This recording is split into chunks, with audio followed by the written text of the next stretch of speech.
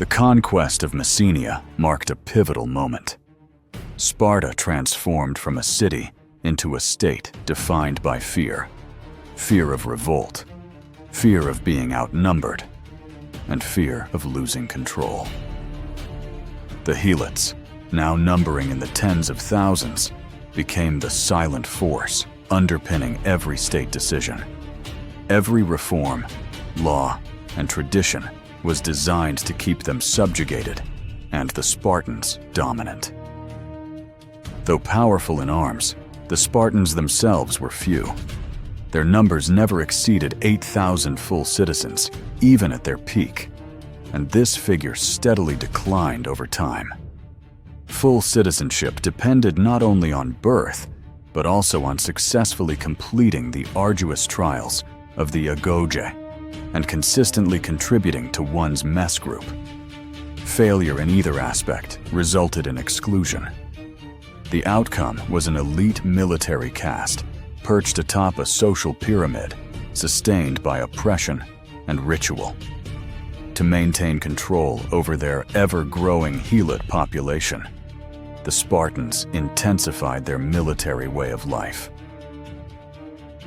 Boys continued to be raised in the Agoge, separated from their families, subjected to physical pain and psychological conditioning.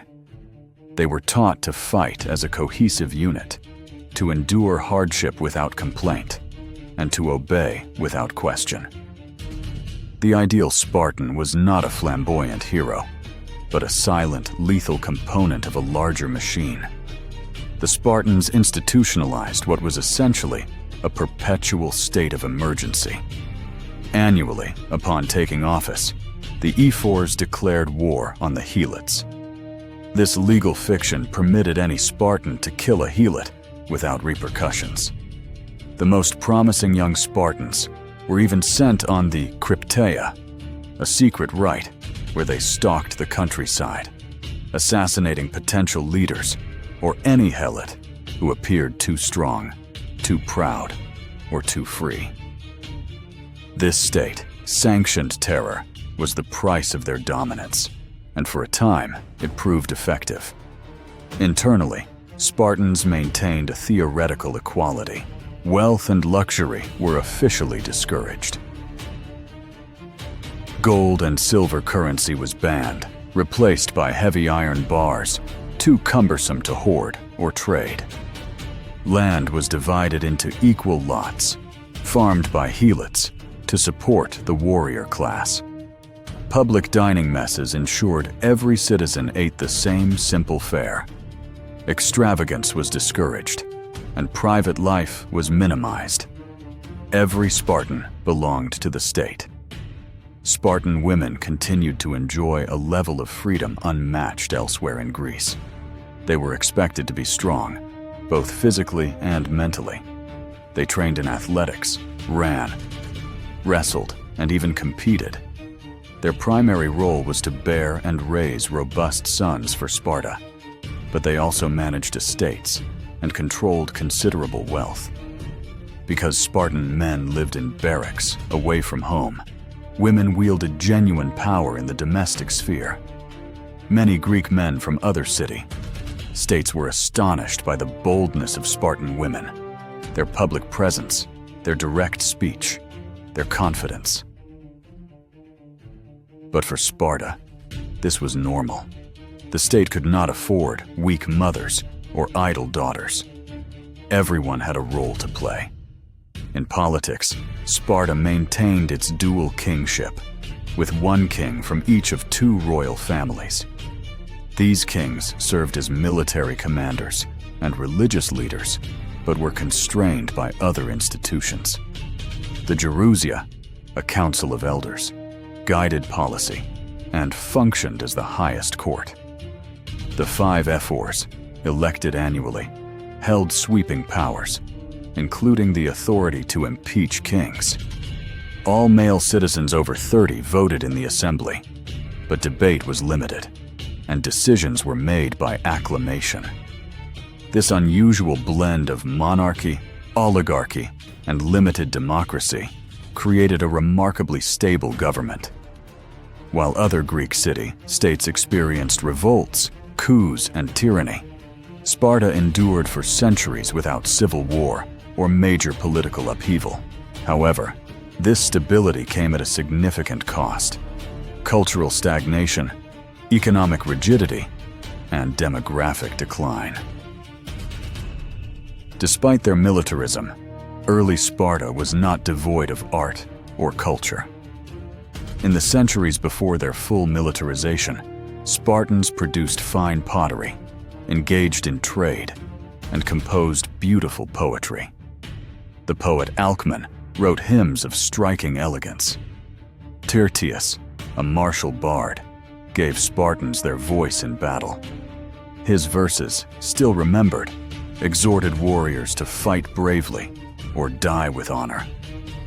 But as the centuries passed, such expressions faded. Poetry gave way to silence. Art gave way to endurance. Sparta's foreign policy was cautious and conservative. Unlike Athens or Corinth, Sparta did not establish many colonies or pursue naval power. Instead, it focused on dominating its immediate surroundings. Through a series of treaties and bilateral alliances, Sparta formed what modern historians call the Peloponnesian League. This loose coalition included cities like Corinth, Elis, and Tegea, bound to follow Sparta's lead in war, but otherwise autonomous. Sparta's only known colony was Taras, modern Taranto, in southern Italy, founded by exiled youths, perhaps failed graduates of the Agoge. It was a rare exception to their otherwise insular behavior.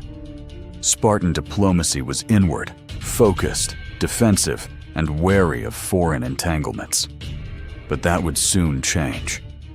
In the early 5th century BCE, the Persian Empire, wealthy and ambitious, began to expand westward.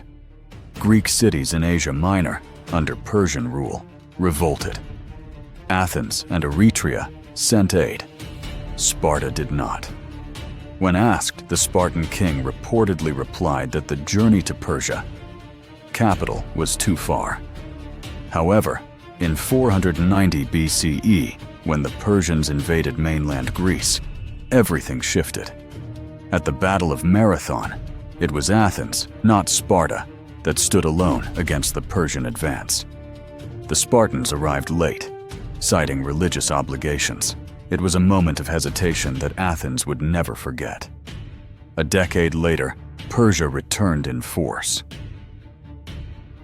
In 480 BCE, Xerxes crossed into Greece with a massive army. This time, Sparta acted. A congress of Greek city-states chose Sparta to lead the land forces. King Leonidas I marched north with 300 Spartans, his personal guard, and a few thousand allies. At the narrow pass of Thermopylae, they made their stand. For 2 days, they held back waves of Persian soldiers. But a traitor revealed a secret path to the enemy, and the Greeks were surrounded. Leonidas dismissed most of his allies. With his 300 Spartans, 700 Thespians, and a handful of others, he chose to remain and die. They fought to the last man. Spears broke, swords shattered. They used fists, teeth, whatever they had left. Leonidas fell, and his men fought fiercely to defend his body. When they died, they became immortal. The sacrifice at Thermopylae stunned the world. It bought crucial time for the rest of Greece to prepare. At sea, the Athenians secured a decisive victory at Salamis. A year later, at Plataea, Spartan and allied forces decisively defeated the Persians on land. In that battle, the Spartan general Pausanias led the charge. Persian forces were broken. Greece was saved. Sparta emerged as the hero of the war. Its land army had proven unmatched, and its discipline had become legendary. Athens took control of the navy, and formed the Delian League. But tensions were rising.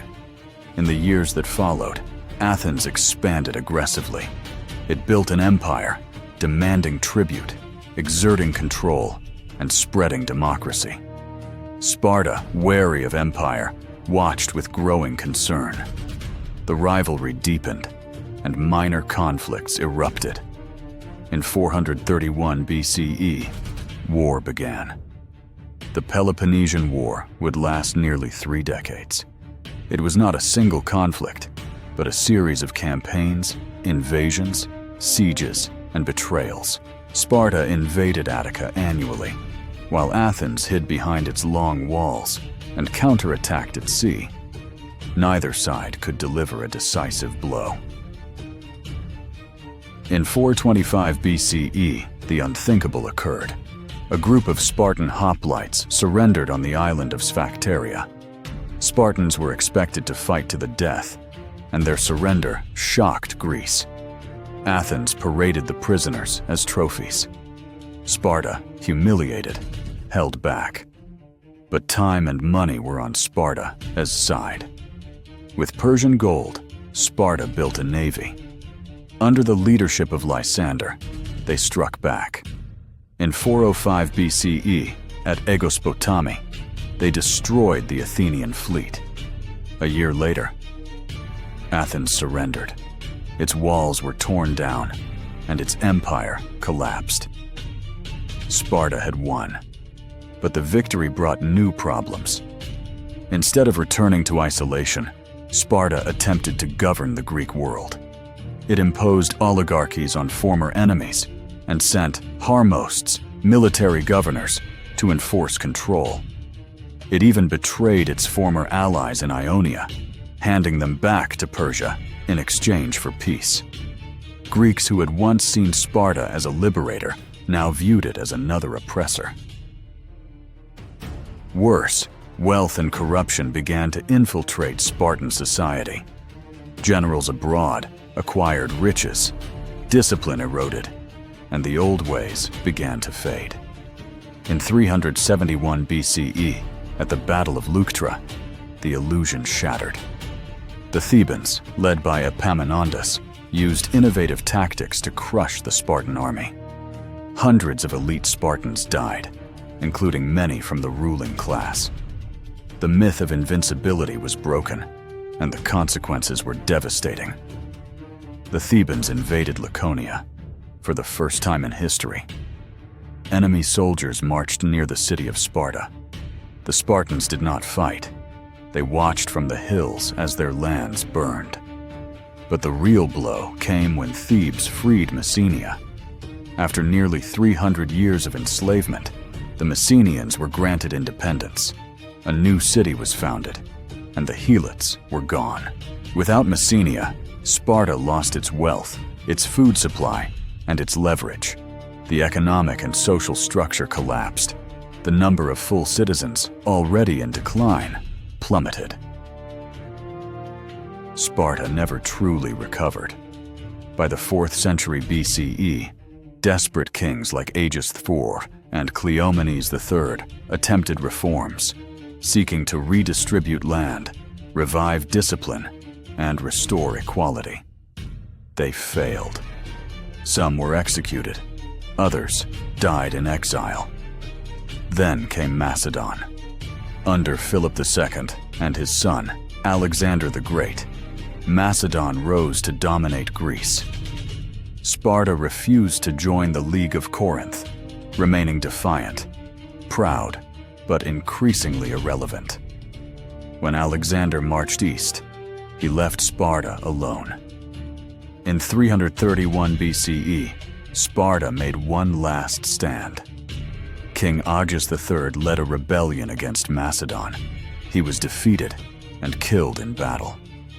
Sparta was spared destruction, but forced to submit. In the centuries that followed, Sparta became a shadow of its former self. It lost territory, influence, and autonomy. By the time the Romans arrived, Sparta was no longer feared, it was admired as a curiosity. Roman emperors visited, and tourists came to see the Agoge. Boys were still whipped at the altar of Artemis as part of a now performative tradition. Sparta became a living museum of ancient discipline, not a living power. By the end of antiquity, the city declined. Earthquakes, invasions, and shifting trade routes left it nearly abandoned. In the Middle Ages, a new city rose nearby, and Sparta became ruins. But the legend never died.